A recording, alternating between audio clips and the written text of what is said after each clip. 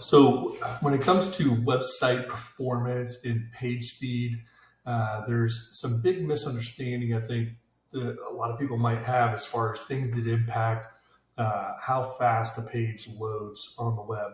And one of the biggest culprits that I see when we run online performance speed tests like GT metrics, for example, is that a lot of times there are some factors that can really impact things. But one of the big culprits that I see quite often is images, right? Is that people are using improperly sized images and it's creating enormous payloads and stuff like that too. So really, you're asking a browser, a new person visiting your webpage, to download large files every time they're doing it.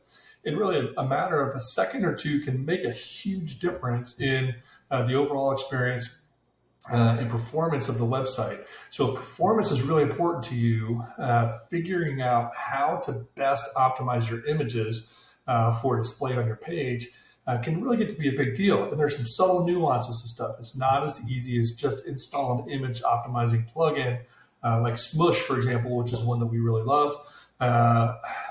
There's a little more to it than that, because some of the optimization will only go so far, but we really need to be intentional about creating and loading good images to begin with in order to find that best optimization. So what I'm going to do here is I'm going to show you a little example of what I'm talking about. So I'm just in a blog post, and just for example's sake, I'm going to upload an image. And this is a picture that I just took with my phone. I'm going to upload a file, and you see with this file, the dimensions are 4,032 pixels wide, just taken with my phone, and it's a 2.16 megabyte size file. So actually, and this is actually a little bit on the smaller side from some that I see. I see people quite oftentimes will take a 4 or 5 megabyte size image and upload it and use something like that. So I'm even starting with a little bit smaller than what I see from quite a few people stuff too. But a big image, a couple megabytes in file size, I'm going to upload that. And when I do, WordPress is actually going to do some kind of scaling and re-optimizing of the image. And then I also have Smush installed on here too, Smush Pro, in fact, which is going to further optimize that image some more, right? So what I'm going to do is I'm going to leave that full-size image. I'm going to insert it into the post. So you see that image there, and then we go preview changes here, and we're going to see what that post looks like with that image in it. Okay, boom, there it is. But I will show you something. Let's actually check out the image properties. And when we look at the image properties, you see what I've got loading on the page there is 285 kilobytes, right? So quite a bit of improvement and not horrible, especially considering I started with a over 2 megabyte size, about a 2.2 megabyte size file. Okay, but it's still actually pretty big from a file size perspective. 285, when you consider everything else, somebody's got to basically download when they get to the page. This one image is 285 kilobytes. Okay, so here's what I like to do, and what I suggest is probably a best practice. And you can do this a lot of places, but I'm just going to use PicMonkey for example. And in PicMonkey, if I upload that image, right, and that's a full-size image that I was talking about, the 4,000 pixels wide, right? I want to actually resize it. What do you resize it to? Okay, well, let's take a look at this. I'm going to come back to this post. And if you don't know how big your page is or how big your images display when you're like full width or something, for example, there's a few ways you could do it, right? And it's good to know these sizes, and they can vary from your blog, one blog to the next. But I like to use a little plugin called Awesome Screenshot. And I just, for my Chrome browser, Awesome Screenshot, then I can kind of get a screenshot. But I'm going to take a selected area, because one of the cool little things about this is it's going to give me the sizer, and I'm not even really going to take a screenshot, but I just want to kind of grab that width there, because it's going to show me right? And just knowing general size, it's just popping up 1078. So about 1080 is actually, because I might just be a little bit off on either side or something like that. So 1080 is a width, is the width, the full width image is showing up in a blog post, for example, if that's where I'm using it, right? So I'm just going to actually, I'm going to cancel that. I'm going to jump back. And then what I'm going to do is I'm going to come in here into PicMonkey, and instead of 4032, I'm going to resize it. It's going to kind of keep those dimensions for me to that 1080. Okay. And just so you see, it's not a tiny image.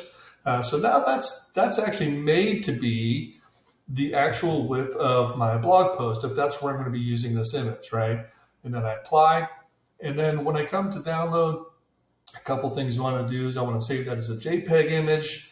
And then quality, you see, even on high, it's still coming in at 171, which is still lower than the optimized image that I started with, right? Got to like 285. So that's even still smaller, but I'm going to go medium, okay? And medium quality still brings it down even further to 81 kilobytes, okay? So when I save and I download that, and I've already done this, I'm going to come back to my post. I'm going to come back and I'm going to add that image to upload files, and then grab my adjusted 81 kilobyte image. And then when it uploads that, now WordPress and Smush is going to continue to further optimize that. Let me insert that into the post. Okay. I'm going to preview changes because I want you to see this too. Is a lot of people think that when you resize images like this, you're going to lose a lot of quality. But I can look at those images and really they almost look identical. I don't see graininess. I don't see distortions.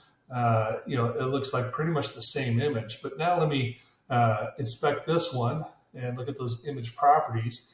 And you see with the further smush, even beyond the 81 that I got to, this image is now down to 64 kilobytes. Okay, so that's a significant difference. So I started with my full size unadjusted image and uploaded that and let the Smush tools do their work, and I got it down to 285. But I did a little optimization work and resize and whatnot beforehand. Images look exactly the same. But now I got it down to 64 kilobytes. Okay, so when you're talking page speed, this is going to make a huge difference. That just one little extra step of work of making sure that the images that you're starting with to upload are already somewhat optimized and sized to what you need, rather than just loading up the full size image and pushing that in, and then hoping that the Smush will take care of things.